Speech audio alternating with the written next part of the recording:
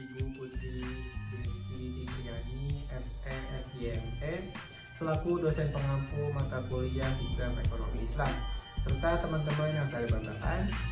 Baik, sebelumnya izinkan kami kelompok 3 untuk mempresentasikan sebuah materi pada kesempatan ini.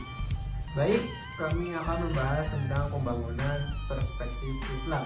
Sebelumnya, izinkan saya untuk memperkenalkan anggota dari kelompok 3. Di antaranya Ahmad Ali Aziz Mustafa dengan NIM 120404005. Selanjutnya Alia Rafa Salsabila dengan NIM 120404012. Selanjutnya saya sendiri Amiruddin Fakhrullah dengan NIM 120404013. Selanjutnya Amulfah Qaulunisa dengan NIM 120404014. Selanjutnya Fadilah Anjani dengan NIM 120404039. Baik, untuk mempersingkat waktu, langsung saja kita mulai pembahasan materi mengenai pengertian pembangunan yang akan disampaikan oleh Saudari Alia. Waktu dan tempat saya persilahkan. Baik, saya Alia Rafa Salsabila dengan NIM 12040400012. Di sini saya akan menjelaskan pengertian dari pembangunan. Pembangunan adalah hasil dari suatu kegiatan dan program yang dibuat oleh pemerintah yang diperuntukkan bagi masyarakat untuk menunjang pencapaian kesejahteraan sosial, tujuan ekonomi sosial, demografi politik, dan sebagainya dengan cara meningkatkan pembangunan. Sedangkan pelaksanaan yaitu sebagai cara atau strategi yang diarahkan untuk mencapai tujuan yang telah ditentukan. Pembangunan adalah suatu usaha atau rangkaian kegiatan usaha pertumbuhan dan perubahan yang terencana dan dilaksanakan secara sadar oleh suatu bangsa dan negara serta pemerintah dalam rangka pembinaan bangsa. Pembangunan yang dilaksanakan haruslah diusahakan dan direncanakan secara sadar, artinya pemerintah baik pusat maupun daerah harus memperhatikan pembangunan pedesaan demi tercapainya tujuan pembangunan nasional.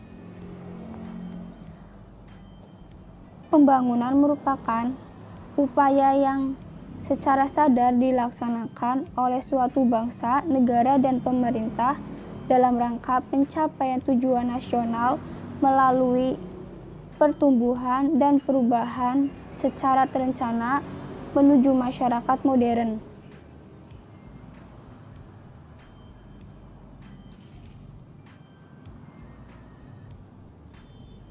Dari definisi tersebut terlihat bahwa tidak ada satu negara yang akan mencapai tujuan nasionalnya tanpa melakukan berbagai kegiatan pembangunan. Juga terlihat bahwa proses pembangunan harus terus berlanjut karena tingkat kemakmuran, keadilan, dan kesejahteraan rakyat bersifat relatif dan tidak akan pernah mencapai secara absolut.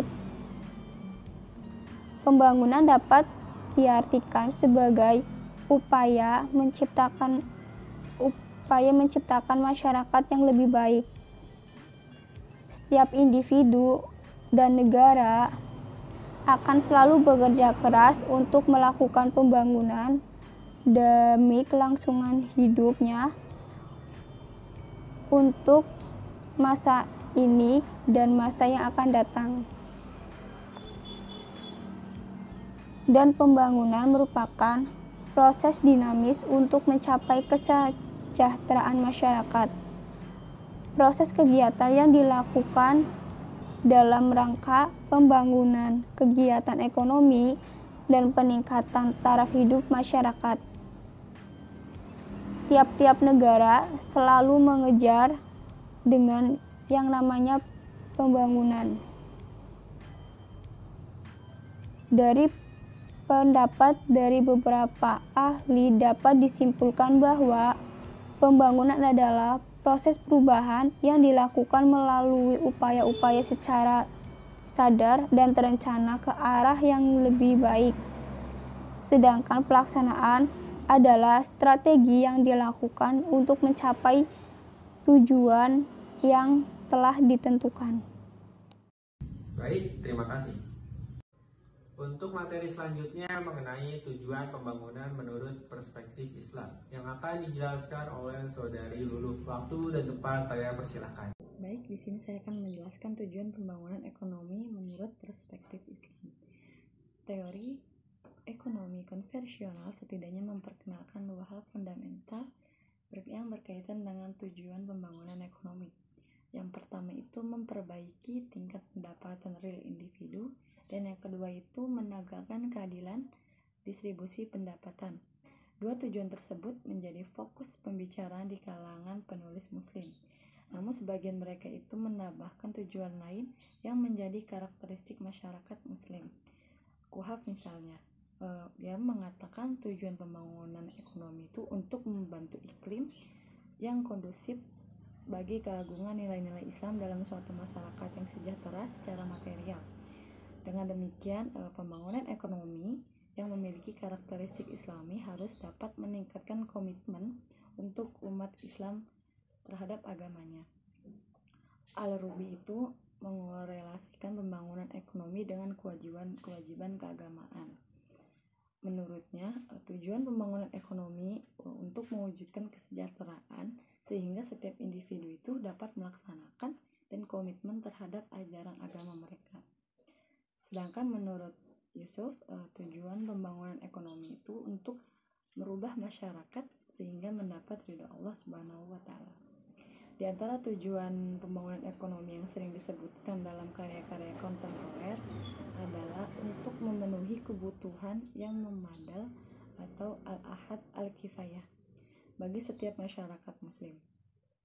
Asas yang mendasari ide al-ahad al-kifayah itu dapat ditemukan dalam tulisan-tulisan Abu Ubaid, Asy-Syarakai, dan Al-Mawardi. Dan kadang-kadang makna al-ahad al-kifayah itu tersebut secara implisit terdapat dalam beberapa hadis Nabi tentang zakat. Al-Fanzari boleh dikatakan seorang penulis yang paling banyak menghubungkan konsep al-ahad al-kifayah. Mungkin cukup sekian, saya kembalikan kepada moderator. Baik, terima kasih. Untuk materi selanjutnya mengenai masyarakat sejahtera dalam Islam yang akan disampaikan oleh Saudari Fadila. Waktu dan tempat saya persilakan. Masyarakat sejahtera dalam Islam. Suatu kesejahteraan merupakan impian dan harapan bagi setiap manusia yang hidup di muka bumi ini. Setiap orang tua pasti mengharapkan kesejahteraan bagi anak-anak serta keluarganya dalam kesejahteraan materi ataupun kesejahteraan spiritual. Setiap orang tua selalu berusaha untuk mencukupi kebutuhan hidup keluarganya. Mereka akan rela melakukan apa saja demi memenuhi kebutuhan hidup keluarganya. Dan juga mereka akan selalu memberikan perlindungan dan kenyamanan bagi keluarganya. Manusia sebagai makhluk sosial tidak bisa mencapai kesejahteraan dalam hidupnya tanpa bantuan manusia lainnya. Untuk itu, perlu suatu hubungan yang erat satu sama lain dan saling peduli terhadap kesulitan orang lain. Kesejahteraan adalah hak bagi setiap warga negara, maka semua fakir miskin berhak untuk hidup sejahtera sebagaimana warga lainnya. Maka dalam Islam dijelaskan bahwa harta jangan hanya beredar di kalangan kaum kaya saja, tetapi harus didistribusikan melalui ziswaf atau zakat, infak, sedekah, wakaf untuk mewujudkan pemerataan kesejahteraan. Baik, terima kasih. Untuk materi selanjutnya mengenai konsep pembangunan dalam Islam yang akan disampaikan oleh Saudara Ali Aziz. Waktu dan tempat saya persilakan. Baik, selanjutnya saya akan sedikit menjelaskan mengenai konsep pembangunan dalam Islam. Pembangunan menurut beberapa literatur pembangunan belakangan ini adalah meningkatnya produktivitas ekonomi secara keseluruhan maupun para pekerja rata-rata dan juga meningkatnya perbandingan antara pendapatan dengan jumlah total penduduk. Hal ini merupakan proses yang dinamis dan struktural yang akan menghasilkan perbaikan tampilan ekonomi secara berkelanjutan, aktual, dan potensial. Biasanya dihitung dalam istilah per kapita dan membentang dalam kurun waktu tertentu.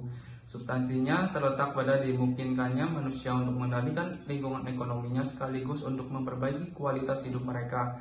Islam sangat memperhatikan masalah pembangunan ekonomi namun tetap menempatkannya sebagai bagian dari persoalan yang lebih besar, yaitu pembangunan umat manusia. Fungsi utama Islam adalah membimbing manusia pada jalur yang benar dan arah yang tepat. Semua aspek yang berkaitan dengan pembangunan ekonomi harus menyatu dengan pembangunan umat manusia secara keseluruhan. Khursyid Ahmad merumuskan 4 prinsip yang dapat diturunkan dari ajaran Islam sebagai dasar-dasar filosofis. Pembangunan yang islami dapat dijelaskan sebagai berikut. Yang pertama adalah tauhid, yang meletakkan dasar-dasar hubungan antara Allah, manusia, dan manusia dengan sesamanya. Yang kedua ada rububiyah, yang menyatakan dasar-dasar hukum Allah untuk selanjutnya mengatur model pembangunan yang bernafaskan Islam.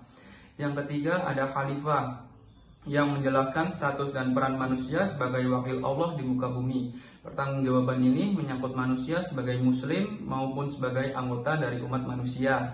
Dari konsep ini lahir pengertian tentang perwalian moral, politik, ekonomi, serta prinsip-prinsip organisasi sosial lainnya. Dan yang terakhir ada tasbiyah. Misi utama utusan Allah adalah menyucikan manusia dalam hubungannya dengan Allah, sesamanya, alam lingkungan, masyarakat, dan negara. Mungkin cukup segitu saja yang bisa saya sampaikan. Saya kembalikan kepada moderator. Terima kasih. Baik, terima kasih. Untuk materi selanjutnya mengenai pembangunan di Indonesia dalam perspektif Islam yang akan disampaikan oleh saya sendiri. Baik, saya akan menjelaskan tentang pembangunan ekonomi di Indonesia dalam perspektif Islam. Pemerintah dan bangsa Indonesia telah banyak mendapatkan kesempatan untuk memperbaiki pelaksanaan pembangunan yang selama ini dilakukan oleh Orde Baru. Namun pada kenyataannya masih belum membuahkan hasil yang optimal karena masih belum memihak kepada masyarakat banyak.